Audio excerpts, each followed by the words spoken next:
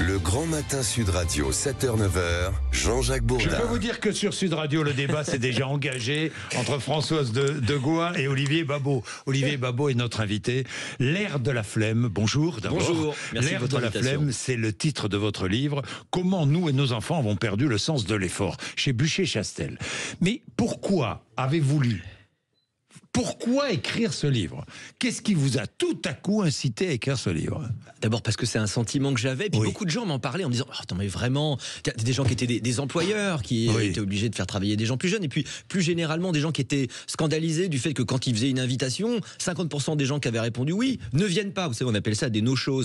Mais ça fait partie de la flemme aussi. Le fait de plus s'habiller, c'est aussi le fait de ne pas vouloir se gêner. D'ailleurs, on dit le sans-gêne. C'est exactement Oui. ça, la fin de la politesse, le fait d'essayer de faire un effort pour que les autres nous voient d'une certaine façon, le laisser aller. Et puis évidemment, On ne répond plus au téléphone, on ne répond plus au SMS. c'est exact. Et regardez, Tiens, les et on responsables politiques, petite parenthèse, les responsables politiques à qui on écrit sans cesse, nous, pour Ouais. dialoguer avec eux, pour les inviter, ils ne répondent plus. Ils prennent même pas le temps, 2 secondes. Moi, je réponds à un SMS. Quand on m'envoie un SMS. Et regardez, c'est Pas vous ? pire. Aujourd'hui, de plus en plus de gens Oui. n'écrivent même plus parce que il faut faire l'effort de synthétiser ce qu'on a à dire. Il faut un vocal. Et le Oui. vocal, c'est vraiment, je dis au fil de l'eau ce que j'ai à dire parce que je ne veux même pas me forcer à faire la synthèse et encore moins à l'écrire parce que de toute façon, aujourd'hui, on peut dicter. Et ben, tout ça, pour moi, ça fait partie du même phénomène.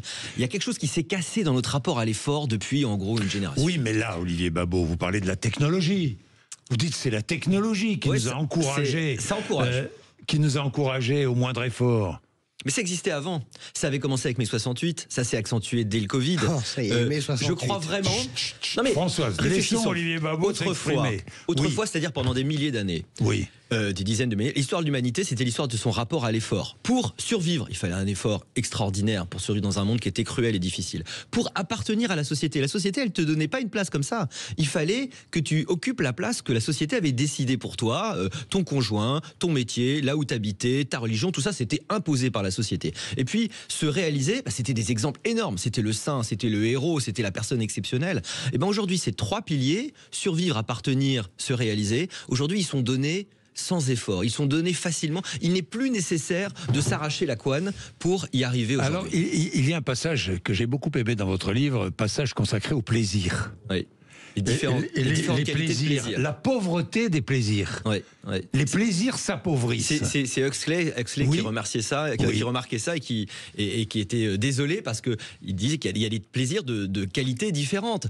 C'est pas la même chose de manger un hamburger et puis d'apprécier la grande cuisine. C'est pas la même chose de binge drinker de l'alcool et puis d'apprécier du vin. Et Oui. en fait, finalement, tout ça, on peut le mettre dans plaisir, jouissance. Mais en fait, il y a des qualités parce qu'il y a le plaisir immédiat. Il y a le truc le plus facile. Le sucre, le gras, ça fait plaisir à tout le monde. C'est fait pour ça. Le mécanisme de la récompense, il est extrêmement rapide. En revanche, il y a des plaisirs qui sont beaucoup plus lents, qui sont plus rapides.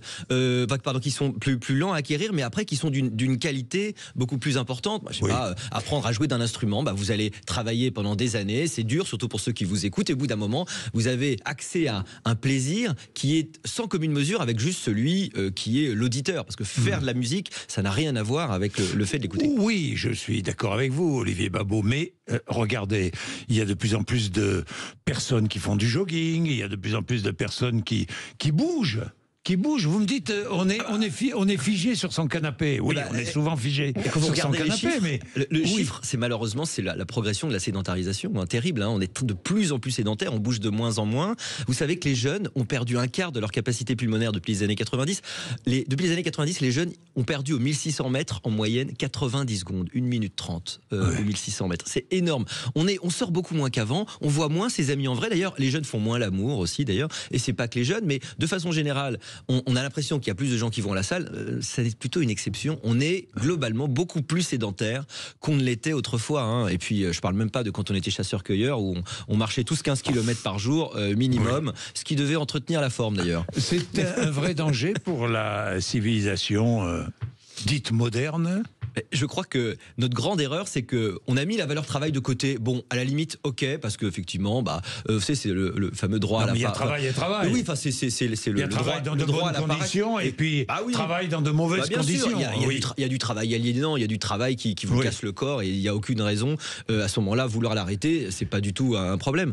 En revanche, l'effort, moi je crois que c'est quelque chose qui nous fait vivre dans toute la vie, y compris dans nos loisirs. Oui, l'effort, c'est pas le travail systématiquement. Il y a du travail, il y a de l'effort dans le travail, mais il y a de l'effort au moins autant dans les loisirs. Et d'ailleurs, les gens qui vantent la paresse, en fait, en général, ce qu'ils vantent, c'est l'osium, c'est le loisir studieux, c'est plutôt le fait de ralentir, l'effet d'essayer de se regarder soi-même, de faire de l'introspection. Et ben ça, en réalité, ça demande un effort dingue. Il y a un grand pianiste qui s'appelle André Archis qui dit le plus dur, c'est de faire silence dans le monde d'aujourd'hui. Freiner, c'est ça qui est difficile. Accélérer, c'est la voie de la facilité, en fait, aujourd'hui. Donc le vrai effort, c'est celui qui arrive à s'arrêter. Ça, c'est de l'effort, c'est pas de la paresse. Le problème ne vient-il pas du fait que finalement on obtient tout plus vite qu'avant et plus rapidement non, je ne sais pas. Moi, je crois très profondément. Autrefois, pour avoir un livre, il fallait aller le chercher, il fallait le chiner, il fallait le commander pendant longtemps. Aujourd'hui, tout est à un clic de distance. On n'imagine pas, parce qu'on est tous très jeunes ici dans ce studio, mais enfin, on est un peu du monde d'avant. C'est-à-dire que moi, je me souviens quand il fallait aller à la bibliothèque François Mitterrand, il fallait avoir une carte de chercheur. Quand je faisais ma thèse, il fallait attendre que le livre arrive. Donc, ça se gagnait. Je veux dire, l'extrait du livre que tu voulais, ça se gagnait. Aujourd'hui, le fait que tout soit à un clic de distance et que une infinité de contenus, d'ailleurs choisis pour te plaire par l'algorithme, soit à un clic de distance, ça change absolument tout, parce que quelque part, ça perd l'intérêt. En fait, c'est trop facile. Vous êtes pessimiste ? Moi, je suis fondamentalement optimiste sur l'homme. Je crois qu'il y a l'homme a toujours eu un rapport compliqué aux technologies qui à la fois l'augmente. Vous évoquez la civilisation romaine et vous dites, elle est un peu morte de cela. En fait, aujourd'hui, c'est l'Empire romain est mort de cela. Je crois que l'Occident, c'est-à-dire que les vieilles démocraties sont entrées en crise profondément, une crise de lassitude, une crise du confort. Le confort, paradoxalement, c'est ce qui est censé te rendre plus fort, alors qu'en fait, il nous amollit, en fait. D'autres civilisations, d'autres zones sont pas du tout dans ce moment-là. Elles sont encore dans le moment où elles se lèvent avec la rage au ventre tous les matins. Et nous, on est un peu fatigués parce qu'on a toujours connu le confort, on a toujours connu la prospérité et on la prend pour acquis, on la tient pour acquis. On voit pas pourquoi il faudrait bosser pour ça. Donc oui, je suis un peu inquiet, oui. Bien, Olivier Babot, merci. L'ère de la flemme. Comment nous et nos enfants avons perdu le sens de l'effort chez Bûcher-Chastel. Vous partagez ou pas, François ? Non, pas du tout. Moi, je fais partie des... Non, mais j'aime beaucoup Olivier Babot parce qu'au moins, on n'est pas d'accord. Mais sur la lecture, Françoise, on est d'accord. Non, mais sur la lecture, oui. Moi, je pense que le vrai problème, c'est qu'il faut vraiment encourager les jeunes générations à lire par tout moyen. Si vous avez des solutions, vous nous les donnez. Je pense qu'un ministre de la Culture ou une ministre de la Culture devrait engager... Mais il a tout à fait raison. Là-dessus, il a raison. Ça, c'est sa formation. Parce que c'est ce qu'il a sorti. Puis c'est ce qu'il a sorti aussi de sa condition, la condition de sa famille. Il faut lire, les amis, lisez, même un livre par mois, lisez. Voilà. Bien. Écoutez la musique classique. Merci.